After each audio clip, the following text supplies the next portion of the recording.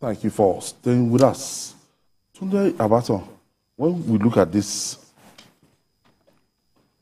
trend, and today, when you go out there, in Lagos is the commercial hub, and a lot of banks are closing down.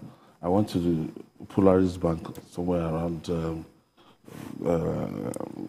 Ju Road, and I just saw they were doing the normal documentation. Nobody's paying cash to anybody. As in a banking hall, I was like, is this a banking hall?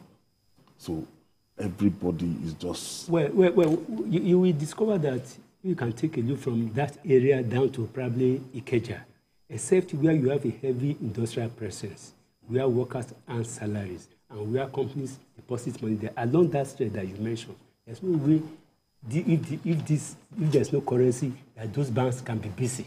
Because most of the businesses and others, they are schools. Schools and SMEs that are major. So there's no way they can be active if the people, the downtrodden, those people are low, have no money to put in the bank. If their business is not moving, it's like going to Ladipo market now. Somebody finally told me that I wanted to refund. Told me that it is not this time. Because nobody will go and buy electrical products now. The only thing they are looking for now is how to eat, how to part with money. Even people, you can't believe this morning, I have to travel about 2 kilometers before I can get POS. And for 5,000 naira, you will pay 500 naira.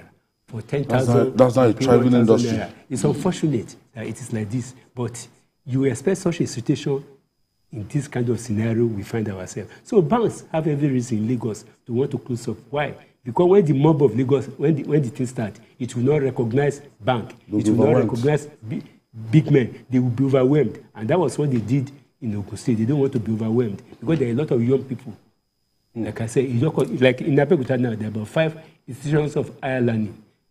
Most of them are not from that place. Their parents send money to them from more parts of Nigeria. If they cannot get money in bank, what do you expect those students to do? Because you also have to look at the youth population. Yeah, so when you go to most of the banks, 80% of them are youths who want to collect one money or the other. So in Lagos, if the banks shut down tomorrow, I won't be surprised because they have to be proactive against what is likely to happen. But I don't know why those people in government are not getting the correct information as per how Nigerians are suffering. Because if they are getting correct information, I know if the president is getting the correct information, he will do the needful. Because the central bank cannot take instruction from anybody. Even the National Assembly will say that National Assembly cannot make seat because they are on their own. So I don't know why it is becoming difficult for the presidency to do what is needful. This thing has failed.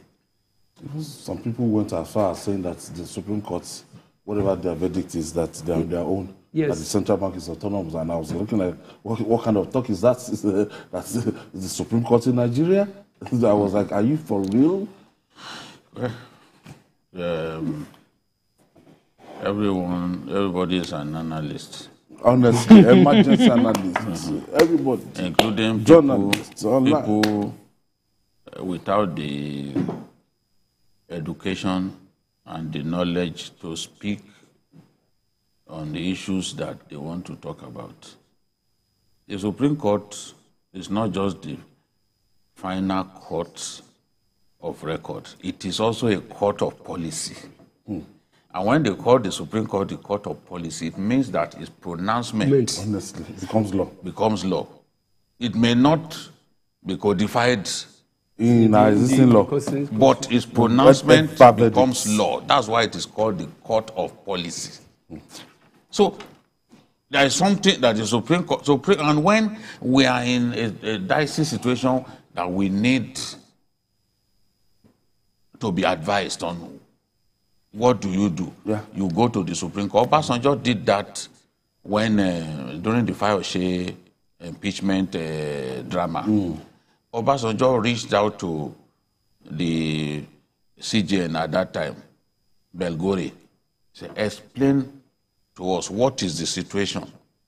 And Belgore said that the House of Assembly in Ekiti has not got the power to suspend a chief judge.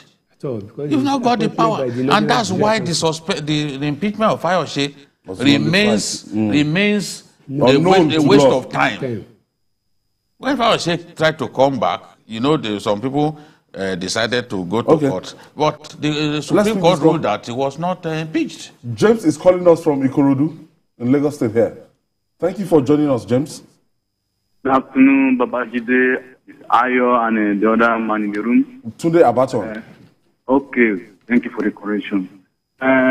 Concerning Kwankwaso, just as Babajide said, I don't see him stepping down because Atiku has been his political rival. And he knows now that President Buhari is not going to be on the ballot. He wants to make himself a formidable politician in the north. And stepping down at this case, I even had him on a channel television. He said he's not going to step down for anyone that if he cannot take it, then let it be Asiwaju Tinubu. Had it on channel politics. So if he's going to work or step down for anyone, it's going to be Asiwaju, and I don't see him stepping down for Atiku. That is why you see that Buba Galadima. Thank you, James. He said that he will send. Thank you, James. Thank you for your contribution. So, as you were saying, so the Supreme Court is a court of policy. Obasanjo reached out to the CBN for advice, and he said, "No, there was no impeachment because you've not got the power to suspend or remove a CJ." Because they felt that the CJ at that time was loyal to Fayose and they wanted to bring their own CJ. I'm sure that statement was erroneously quoted to the legal advisor of the Central Bank of Nigeria yesterday. And they were sharing it all around that, no, the Supreme Court just has just said it to them that, no, that they are not bounded by anything because they are not... I was like, I